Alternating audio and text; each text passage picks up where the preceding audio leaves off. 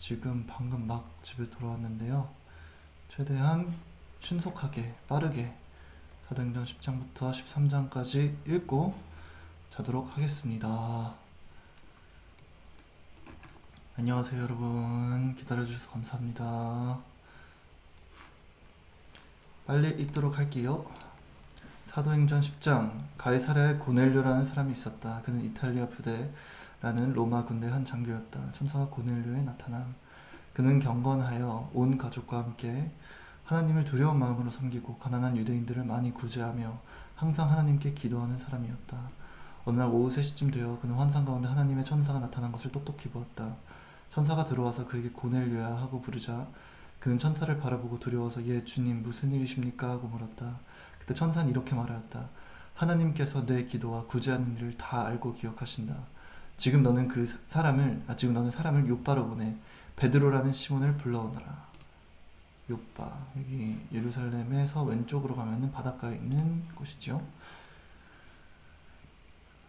그는 바닷가에 있는 피역공 시몬의 집에 머물고 있다. 천사가 이 말을 하고 떠나자 고넬료는 두 종과 경건한 부하 하나를 불러 모든 일을 설명해주고 그들을 요바로 보냈다. 이튿날 12시쯤이 되어 그들이 요바 가까이 갔을 때 베드로는 기도하러 옥상으로 올라갔다. 그는 몹시 배가 고파 무엇을 좀 먹고 싶었는데 사람들이 음식을 준비하는 동안에 환상을 보게 되었다. 그는 하늘이 열리고 큰 보자기 같은 것이 네 귀가 메어져 땅에 내려오는 것을 보았다. 그 안에는 온갖 네 발 짐승과 땅에 기어다니는 것과 공중의 새들이 들어있었다. 그때 베드로야 일어나 잡아먹어라 하는 음성이 들려왔다. 그러나 베드로가 주님 그럴 수 없습니다. 저는 속되고 깨끗지 않은 것은 한 번도 먹어본 적이 없습니다 하고 대답하자 하나님께서 깨끗하게 하신 것을 속되다고 하지 말아라 는 두 번째 음성이 들려왔다. 이런 일이 3번 있은 후에 보자기 같은 그 물건은 곧 하늘로 들려 올라갔다. 베드로가 이 환상이 무슨 뜻일까 하고 의아스럽게 생각하고 있을 때 마침 고넬료가 보낸 사람들이 시몬의 집을 찾아 문 밖에 서서 소리쳐 부르며 베드로라는 시몬이 어디 있느냐고 물었다.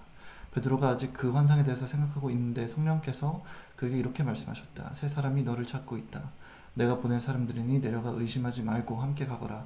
그래서 베드로는 내려가 그 사람들에게 내가 바로 당신들이 찾는 사람입니다. 그런데 무슨 일로 오셨습니까? 하고 물었다. 그러자 그들이 이렇게 대답하였다. 우리는 로마 군대의 장교 고넬료가 보내서 왔습니다. 그는 의롭고 하나님을 두려운 마음으로 섬기며 모든 유대인들에게 존경을 받는 사람입니다. 그가 선생님을 집에 모셔다 하나님의 말씀을 들으라는 거룩한 천사의 지시를 받고 우리를 보냈습니다. 베드로가 고넬료를 방문함. 베드로는 그들을 불러들여 하룻밤을 쉬게 하였다.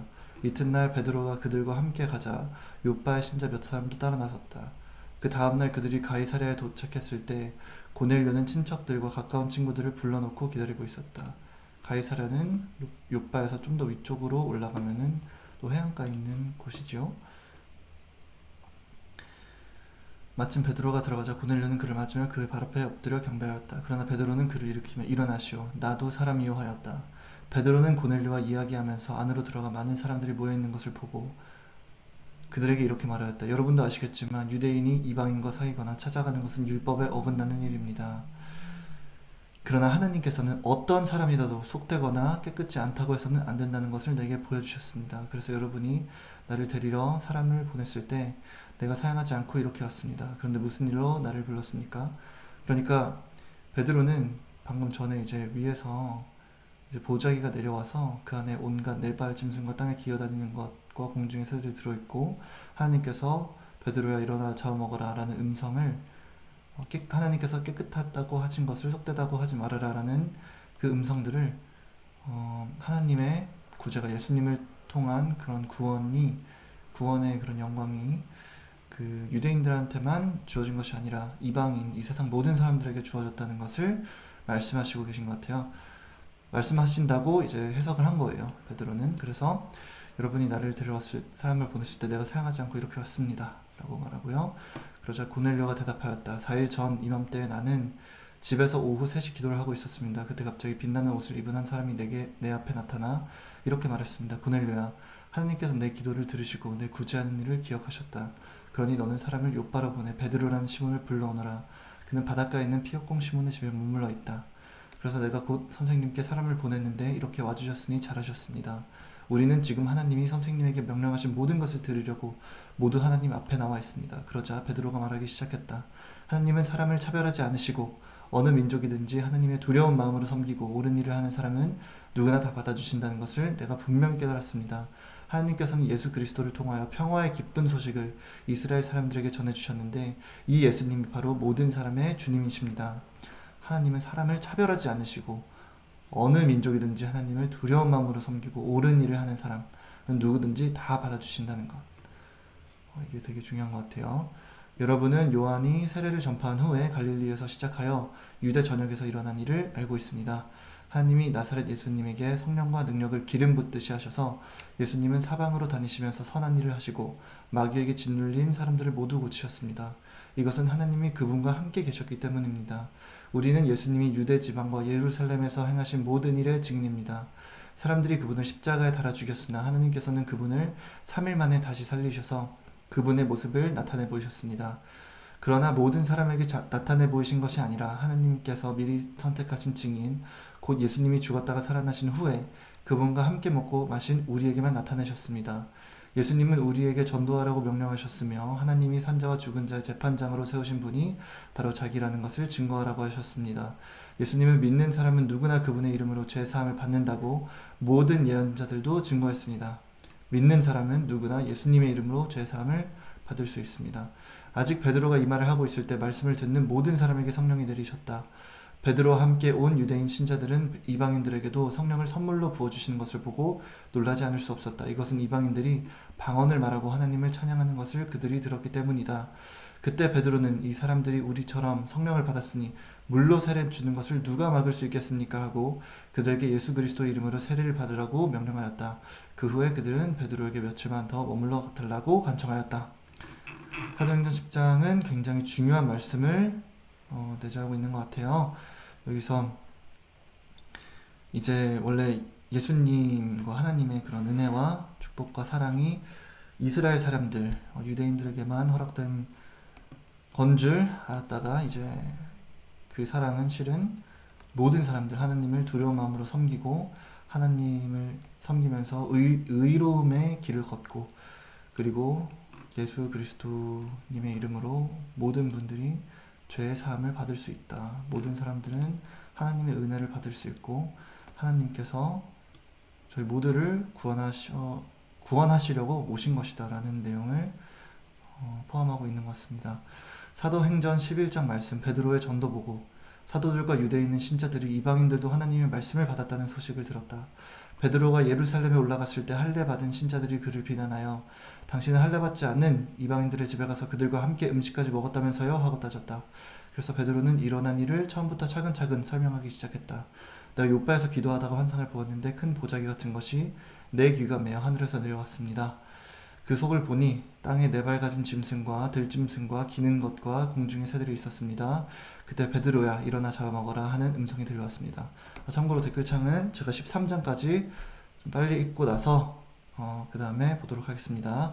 그러나 나는 주님 그럴 수 없습니다. 저는 속되고 깨끗지 않은 것을 입에 넣어본 적이 없습니다. 하고 대답하였습니다. 그러자 하나님께서 깨끗하게 하신 것을 속되다고 하지 말아라. 두 번째 음성이 들려왔습니다. 그러니까 하나님께서는 저희 모두가 깨끗해질 수 있다라고 말씀하신 것 같아요. 이런 일이 3번 있은 후에 모든 것은 다시 하늘로 들려 올라갔습니다. 바로 그때 가이사랴에서 나에게 보낸 세 사람이 내가 머물러 있는 집에 왔습니다. 마침 성령께서 의심하지 말고 함께 가라고 말씀하시기에 이 6 형제들과 함께 나는 고넬료라는 사람의 집으로 갔습니다.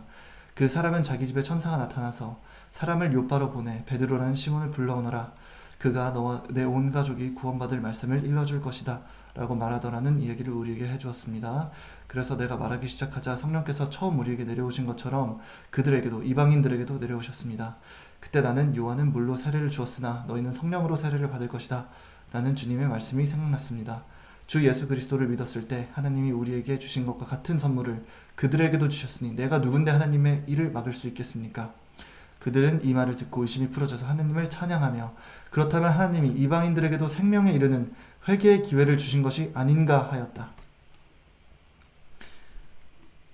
예수님의 이름을 믿고 예수님을 믿고 회개하고 죄에서 구원받을 수 있는 기회가 이 세상 모두에게 전파되는 아주 역사적이고 중요한 때입니다. 안디옥의 그리스도인 스데반의 일로 생긴 박해 때문에 흩어진 신자들이 페니키아와 키프로스와 안디옥까지 가서 유대인들에게만 말씀을 전하였다. 그러나 그들 가운데 몇 사람은 키프로스와 구레네 사람들이었는데 그들이 안디옥에 가서 그리스 사람들에게 주 예수님에 대한 기쁜 소식을 전파하였다. 주님의 능력이 그들과 함께하므로 많은 사람들이 믿고 주님께 돌아왔다.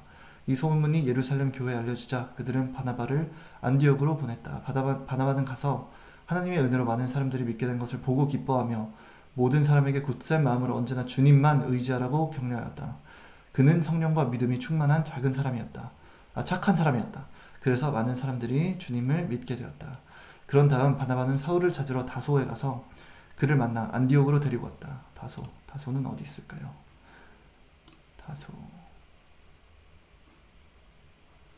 없더라. 여기 있네요. 예루살렘에서 쭉 위로 올라가서 안디옥 지나서 왼쪽으로 꺾으면 다소가 있네요. 다소에 가서 그를 만나 안디옥으로 데리고 왔다. 그들은 꼬박 1년 동안 그곳 교회에 있으면서 많은 사람들을 가르쳤다. 그리고 제자들이 처음으로 안디옥에서 그리스도인이란 말을 듣게 되었다. 그리스도인이라는 말이 안디옥에서 처음으로 사용이 되었습니다. 그 무렵 예언자 몇 사람이 예루살렘에서 안디옥으로 내려왔다. 그들 중에 아가보라는 사람이 일어나서 성령님의 감동으로 온 세계에 큰 흉년이 들 것을 예언했는데 마침 글라우디오 황제 때에 그 예언대로 흉년이 들었다. 그곳 신자들은 각자 힘닿는 대로 유대에 사는 형제들을 돕기로 결정하고 헌금을 모아 바나바와 사울 편으로 예루살렘 교회 장로들에게 보냈다. 사도행전 12장 말씀. 베드로가 잡혔다가 노임. 그때 헤롯 왕이 교회 몇 사람을 괴롭히려고 잡아 먼저 요한의 형제 야고보를 칼로 죽였다. 유대인들이 그 일을 기뻐하는 것을 보고 헤롯은 베드로도 잡으려고 하였다. 마침 그때는 누룩 넣지 않는 빵을 먹는 명절 기간이었다. 헤롯은 베드로를 6월절이 지난 후 사람들 앞에 끌어낼 생각으로 그를 잡아두고는 군인 16사람을 4인조로 나눠 지키게 하였다. 이렇게 베드로는 감옥에 갇혔지만 교회는 그를 위해 하나님께 간절히 기도하고 있었다. 헤롯이 베드로를 끌어내려던 전날 밤이었다. 베드로는 2개의 쇠사슬에 매어 두 군인 틈에서 자고 있었고 문 앞에는 경비병들이 지키고 있었다. 그런데 갑자기 주님의 천사가 나타나고 감방 안이 환해졌다. 천사가 베드로의 옆구리를 쳐서 깨우며 어서 일어나거라 하고 말하였다. 그러자 쇠사슬이 그의 손목에서 떨어져 나갔다. 천사가 허리띠를 메고 신을 신어라 하고 말하므로 베드로는 그대로 하였다. 그리고 천사는 다시 그에게 겉옷을 입고 나를 따라오너라 하고 말하였다. 그래서 베드로는 천사를 따라 나오긴 했으나 그것이 실제로 일어나고 있는 일인 줄 모르고 환상을 보는 것으로 생각하였다. 그들이 첫째와 둘째 초소를 지나 시가지로 통하는 철문에 이르자 그 문이 저절로 열렸다. 그들이 그 문을 나와 한 거리를 걸어갈 때 갑자기 천사가 베드로를 떠났다. 그제서야 베드로는 제정신이 들어 주님께서 천사를 보내 자기를 헤롯의 손에서 구출하시고 유대인들의 모든 기대에서 벗어나게 하신 것을 깨닫게 되었다. 그래서 그는 마가라고도 하는 요한의 어머니 마리아의 집으로 갔는데 거기서는 많은 사람들이 모여 기도를 하고 있었다. 베드로가 대문을 두드리자 로데라는 어린 여종이 나왔다. 그녀는 베드로의 음성을 알아듣고 너무 기뻐서 미처 문도 열지 못하고 달려들어가 베드로가 대문 밖에 나와 있다고 외쳤다. 그러나 사람들은 로데를 보고 네가 미쳤구나 하였다. 그래도 그녀가 사실이라고 우겨대자 그들은 그의 천사겠지 하고 믿지 않았다. 한편 베드로는 계속 문을 두드리고 있었다. 그래서 문을 열어보니 베드로가 아니겠는가? 그들은 베드로를 보고 깜짝 놀랐다. 베드로는 손짓으로 그들을 조용히 하게 하고 주님께서 어떻게 자기를 감옥에서 이끌어내셨는가를 이야기해 주었다. 그리고 야고보와 다른 형제들에게도 이 일을 알리게 하고 그는 다른 곳으로 떠났다. 날이 밝자 베드로가 없어진 일로 군인들 사이에 큰 소동이 벌어졌다. 헤롯은 베드로를 찾지 못하자 경비병들을 직접 신문하고서 그들을 처형하라고 명령하였다. 그 후 헤롯은 유대를 떠나 가이사랴에 내려가 거기서 지냈다. 그때 두로와 시돈 사람들은 두로와 시돈이 어디 있을까요? 두로와 시돈은 이제 예루살렘 위에, 사마리아 위에, 나사렛 위에 이제 시돈이랑 두로라는 곳이 해안가에 있었어요.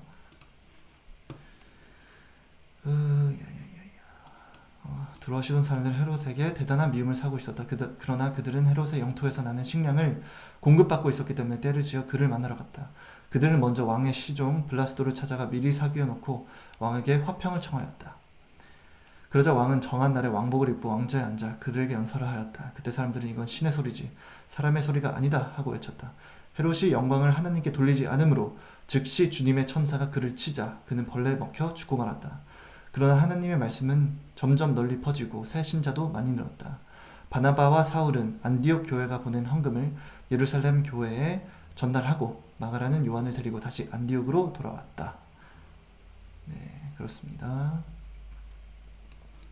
하나님의 은혜로 베드로가 잡혔다고도 풀어나고 또 베드로를 하려고 했던 헤롯 왕이 영광을 하나님께 돌리지 않자 또 하나님께서 심판을 하시는 모습이 남겨져 있습니다. 그래서 이제 하나님의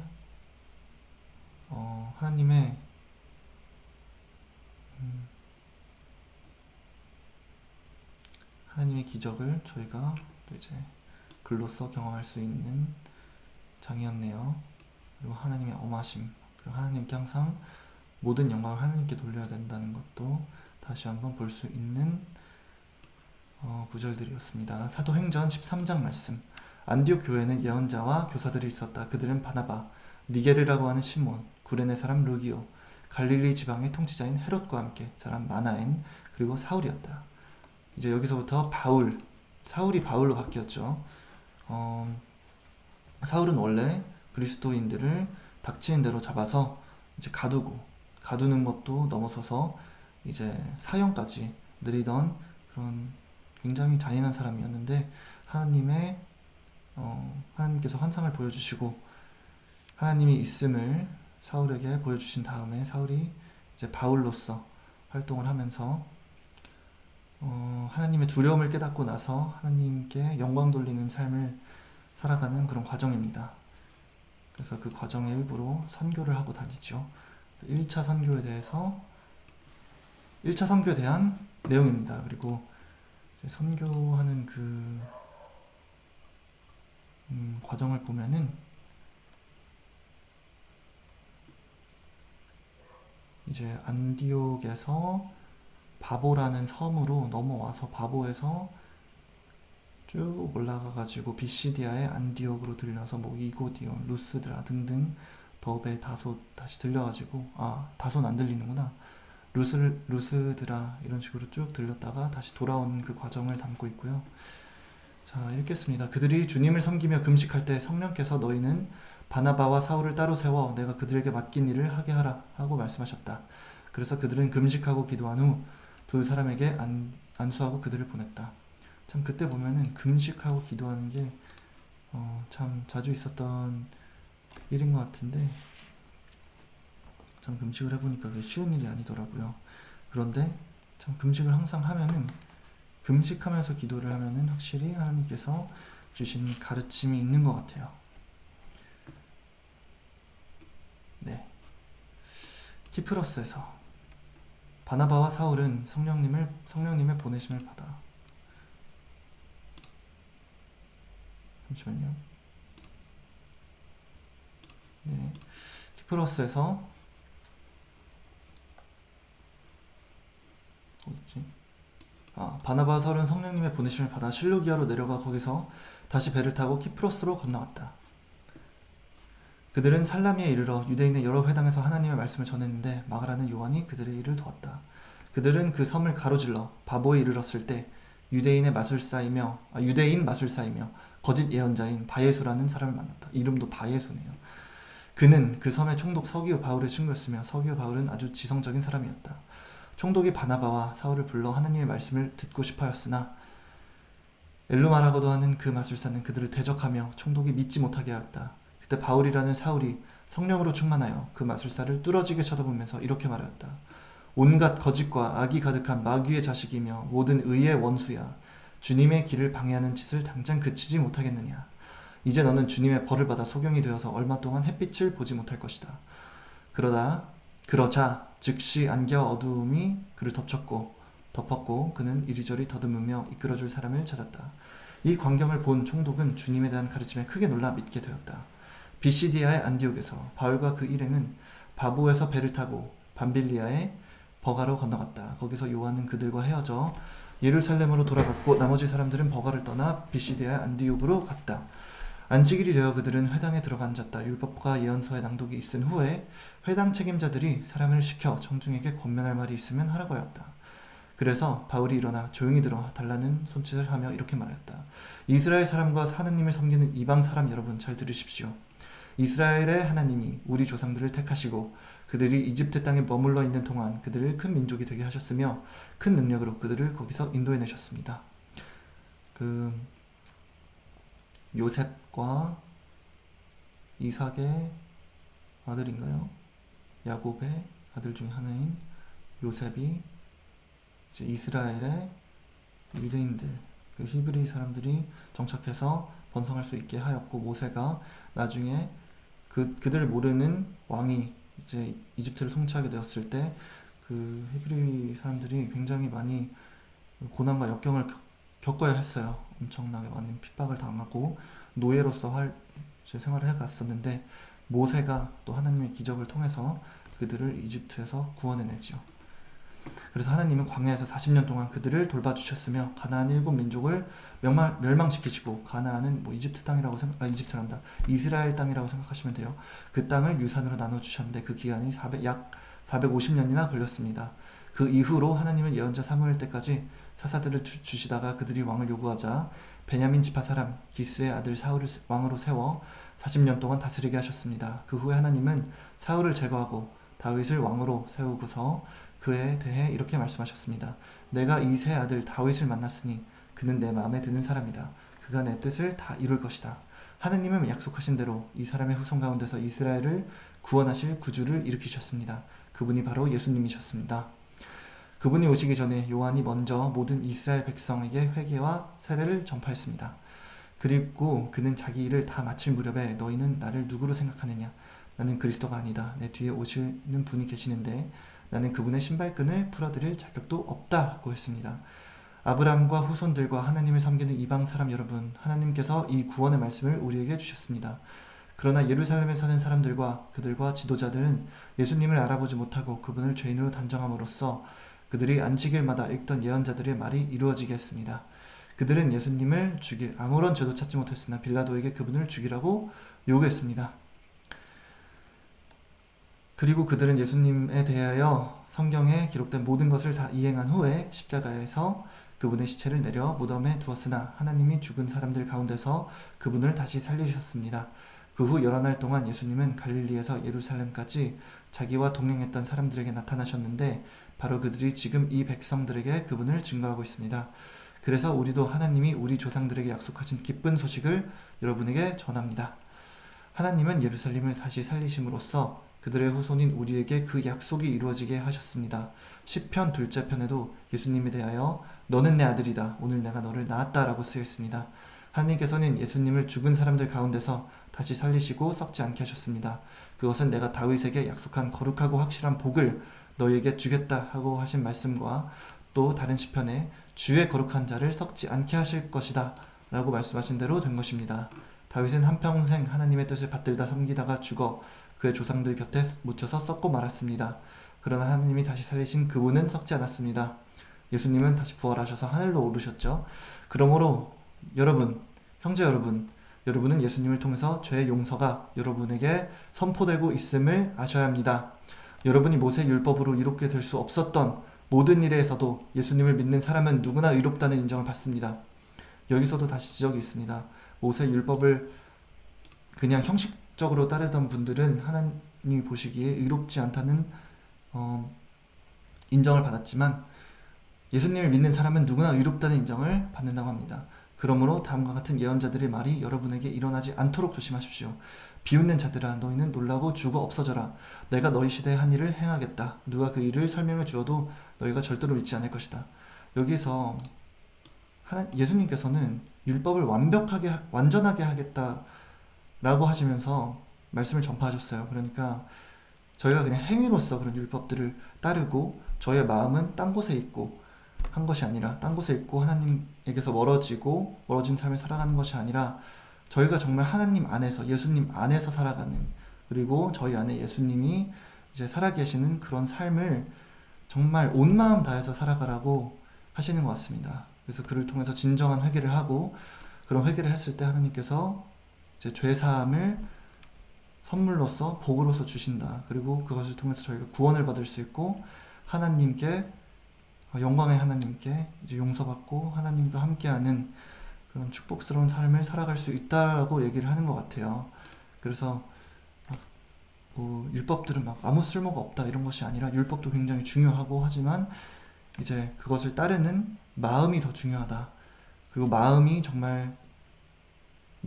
예수님을 따랐을 때 그걸 통해서 더욱더 참된 마음으로 하나님이 보시기에 의로운 방식으로 살아가고 또 율법도 이제 중시하면서 살아갈 수 있지 않을까 하는 것이 저의 이해입니다. 하지만 저의 이해는 굉장히 무식한 저의 뇌에서 나오는 생각이므로 여러분이 각자 이제 성경을 읽으시고 여러분 각자의 방법으로 하나님과 소통을 하셔서 성령님께서 주시는 마음과 가르침과 그런 깨달음으로 하나님 말씀을 따르시면서 살아가시기를 바랍니다. 그러므로 다음과 같은 예언자들의 말이 여러분에게 일어나지 않도록 조심하십시오. 비웃는 자들아, 너희는 놀라고 주가 없어져라. 내가 너희 시대에 한 일을 행하겠다. 누가 그 일을 설명해 주어도 너희가 절대로 믿지 않을 것이다. 그들이 회당에서 나올 때 사람들은 다음 안식일에도 이 말씀을 해달라고 부탁하였다. 집회가 끝나자 많은 유대인과 유대교로 개종한 경건한 이방인들이 바울과 바나바를 따랐다. 그래서 바울과 바나바는 그들에게 하나님의 은혜 가운데 계속 머물러 있으라고 격려하였다. 하나님 은혜 가운데 계속 저희가 머물러 있기를 바랍니다. 다음 안식일에는 온 동네 사람이 거의 다 하나님의 말씀을 들으려고 모여들었다. 유대인들은 군중들을 보고 시기가 가득하여 바울이 말하는 것을 방해하며 모욕하였다. 그러나 바울과 바나바는 다음과 같이 담대하게 말하였다. 하나님의 말씀을 먼저 여러분에게 전해야 마땅합니다. 그렇지만 여러분이 그 말씀을 거절하고 여러분 스스로 영원한 생명을 얻을 가치가 없다고 판단하기 때문에 우리가 이방인에게 말씀을 전합니다. 주께서도 우리에게 내가 너를 이방 민족의 빛이 되게 하여 온 세상에 구원을 베풀도록 하였다 라고 말씀하셨습니다. 그 말을 듣고 이방인들은 기뻐하며 주의 말씀을 찬양하였고 영원한 생명을 얻도록 선택된 사람들은 모두 믿었다. 그리하여 주님의 말씀은 그 지방 전체에 퍼져나갔다. 그러나 유대인들은 경건한 기부인들과 그 도시의 유지들을 선동하여 바울과 바나바를 괴롭히고 그 지방에서 내쫓았다. 바울과 바나바는 그들을 향해 발의 먼지를 떨어버리고 이고니온으로 갔으며 안디옥 신자들은 계속 기쁨과 성령이 충만하였다. 로 사도행전 13장 말씀까지 마치도록 하겠습니다. 잠시만요.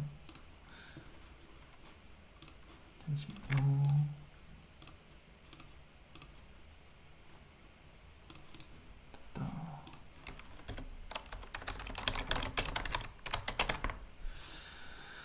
예, 여러분 저 정말 빨리 읽었는데 너무 제가 빨리 읽어가지고 또 죄송하고 또 동시에 많은 양을 저희가 빨리 짧은 시간 내에 빠르게 진행할 수 있어서 좋았습니다.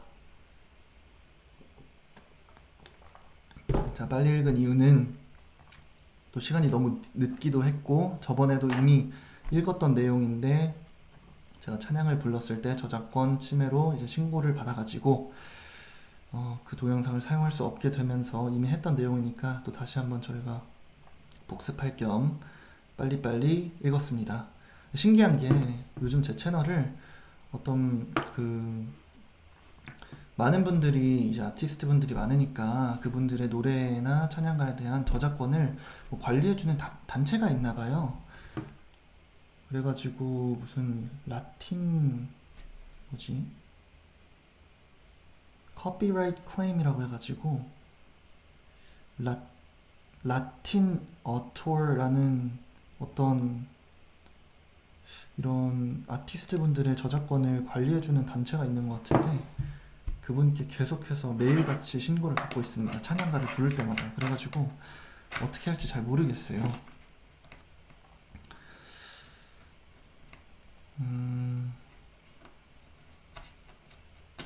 그때 제가 불렀던 노래들이 이제 뭐가 있죠? 요괴벳의 노래도 있었고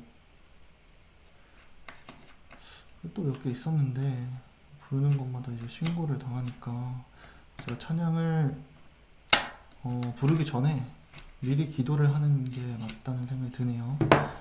하늘에 계신 하나님 아버지, 아버지의 이름이 거룩히 여김을 받게 하시며 아버지의 나라가 속히 오게 하시며 아버지의 뜻이 하늘에서와 같이 땅에서도 이루어지게 하소서.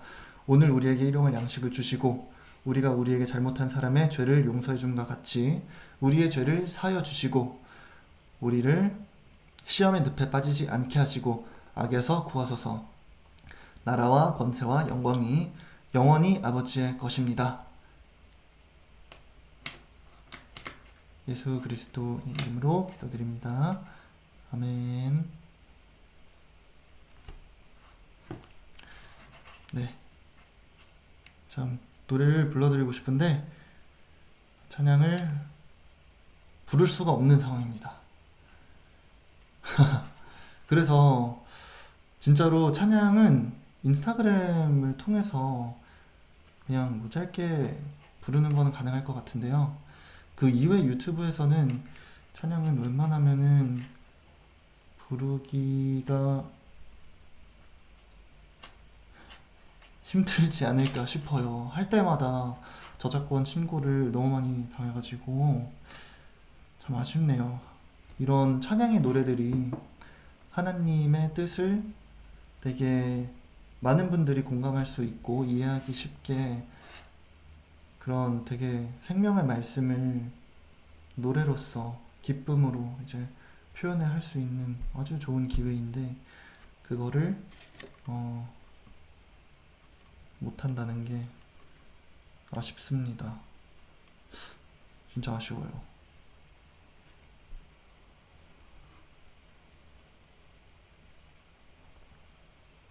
어떤 분께서 아주 좋은 말씀을 하셨습니다. 그냥 여기서 방송을 끝내고 바로 라이브 동영상을 켜서 잠시 그냥 찬양을 짧게 부르고 그 동영상은 바로 삭제 조치를 하는 걸로 그런 것도 좋을 것 같아요. 그렇다면은 지금 바로 방송을 끄고 다시 시작하도록 하겠습니다. 그러면은 혹시나 또 찬양을 굳이 듣고 싶지 않은 분들도 있으실 것 같아요. 그래서 여러분들 오늘 하루 너무 수고 많으셨고 또 정말 수고 많으셨고 너무 고생하셨고 이제 밤이 늦었으니 여러분들이 이제 잠에 드실 때 잠이 솔솔 오시고 이제 주무실 때도 행복한 꿈, 좋은 꿈 꾸시고 또 많이 이제 고통받고 아프신 분들 다 이제 하나님께서 다 모든 분들의 아픔을 어루만져 주시고 치유해 주시고 여러분들의 슬픔이 기쁨으로 바뀌고 절망이 희망으로 바뀌기를 진심으로 기도합니다. 그리고 여러분들 마음에 이제 증오와 아픔과 슬픔이 가득 찬 것보다는 정말 하나님의 사랑이 가득 차가지고 여러분들이 편안한 마음으로 오늘 하루를 마무리하실 수 있었으면 좋겠다는 생각이 들고요. 그리고 내일 아침에도 정말 기쁜 마음으로 믿음 가득한 은혜 가득한 그런 하루를 보내셨으면 좋겠다는 생각을 합니다. 여러분들 하나님 사랑과 은혜 충만하시고 하나님께서 여러분들을 많이 사랑하신다는 거 항상 기억해 주셨으면 좋겠습니다. 여러분들 안녕히 주무세요. 저는 금방 찬양만 10분 아래로 부르고 저도 방송을 일찍 종료하도록 하겠습니다. 여러분 감사합니다.